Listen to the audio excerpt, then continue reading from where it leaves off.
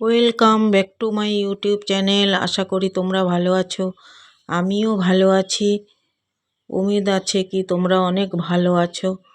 দেখো এখানে আমার ঘরের সামনে রোদ এসেছে। এখানে রোদে বসে বসে বাঁধাকপি কাটছি। বৃষ্টি হয়েছিল তো দেখো সব জায়গায় শ্যাওলা শ্যাওলা পড়ে গেছে। আমি তো থাকি না, কে পরিষ্কার করবে। এখন এসেছি, পরিষ্কার করতে হবে। ফুল গাছের চারা এনে লাগিয়েছি। এখন আমি বসে বসে বাঁধাকপি কাটছি। বাঁধাকপির পরোটা বানাবো আজকে। রুটি পাতলা পাতলা আর বাঁধাকপির তরকারি দিয়ে খেতে খুবই ভালো লাগে, কিন্তু সবাই বলে বাঁধাকপির পরোটাও বানানো যায়। আমি কোনো দিন বানাইনি, দেখি কীরকম করে বানানো যায়। আর এই আলুগুলো সিদ্ধ করে রেখেছিলাম, বয়েল হওয়া আলু, এগুলো ছিলকে ছাড়াচ্ছি। আলু দিয়ে বাঁধাকপি দিয়ে বানাবো। গ্যাসটা জ্বালিয়ে দিলাম, কড়াই বসিয়ে দিলাম। বাঁধাকপিগুলো জলে বয়েল করতে হবে। ঢেকে দিলাম, তাড়াতাড়ি বয়েল হয়ে যাবে। হয়ে গেছে আমার বয়েল করা। কত টাইম লাগে বলতে হবে না, তোমরা তো জানোই বাঁধাকপি সবাই খায়। আর এই কড়াই বসিয়ে দিলাম, তেল দিয়ে দিলাম। এখন এই তেলের মধ্যে একটু বাঁধাকপি আলুগুলো ভেজে নেব। প্রথমে আলুগুলো দিয়ে দিলাম, সিদ্ধ করা আলু তো, এগুলো দিয়ে দিলাম। তাড়াতাড়ি ভাজা হয়ে যাবে আর মিশেও যাবে। টমেটো কুচি আর বাঁধাকপি দিয়ে দিলাম। এতে মশলাও দিয়ে দিয়েছি, জিরে ধনের গুঁড়ো আর হলদি আর লঙ্কার গুঁড়ো দিয়েছি।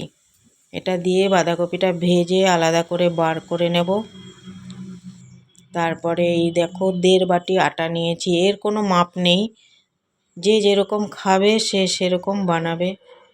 আমি তো একা খাবো, ওই জন্য আমি 2-3টে বানাবো। অল্প একটু বাঁধাকপি ভেজে নিলাম আর আলাদা করে বাঁধাকপি রেখে দিয়েছি, ওটা পরে রান্না করব। এটা পরোটার জন্য ভেজে নিলাম। দেখো তোমরা আমার স্টাইলে বানাও, খাও, আর কেমন লাগে বলো।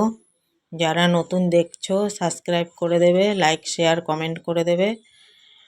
এই আটাটা আমি মাখছি।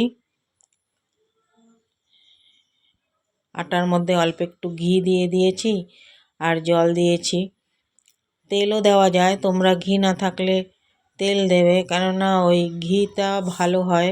তেলে আমার কোলেস্ট্রল হবে তো, ওই জন্য একটু ঘি দিয়ে দিলাম। বেশি বয়সী লোকেদের বেশি তেল খাওয়া উচিত না। অল্প ঘি দিয়ে দিয়েছি। এখন এই আটাটা ভালো করে মেখে নিচ্ছি। এই তো মাখা হয়ে গেল ভালো করে। খুব ভালো করে মাখতে হয়, নরম নরম করে। 4টে গোলা বানিয়েছি।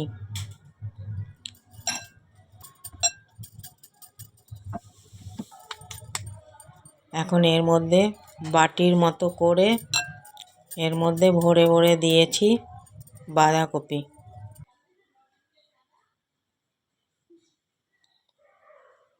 বাঁধাকপি ভরে ভরে দিয়ে এর মধ্যে 4টেই হয়েছে। দেখো আলাদা করে রেখে দিয়েছি বাঁধাকপিটা ভরে ভরে। এখন এই বাটির মধ্যে রেখেছি।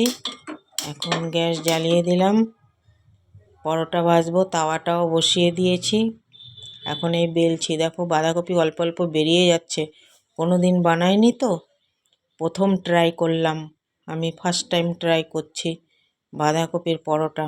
আলুর পরোটা বানিয়েছি অনেক, এরকম ফাটেনি, কিন্তু এই বাঁধাকপিটা তো কায়দা আছে, কিন্তু আমি অত ভালো করে পারছি না। তবুও তোমরা দেখো আর মজা নাও। এরকম পরোটা ভালোই হয়েছে, কালারটাও সুন্দর হয়েছে। অল্প একটু ঘি দিয়ে বানিয়ে দিয়েছি, ওটা দেখাইনি। এই বড় হয়েছে ভিডিওটা কেটে কেটে দিয়েছি, ওটা গায়েব হয়ে গেছে। তাও দেখো পরোটাটা সুন্দর হয়েছে। এখন এই পরোটা দই দিয়ে খাওয়া হবে। দেখো এরকম করে দই দিয়ে খেতে হবে পরোটা, খুব ভালোই লাগবে।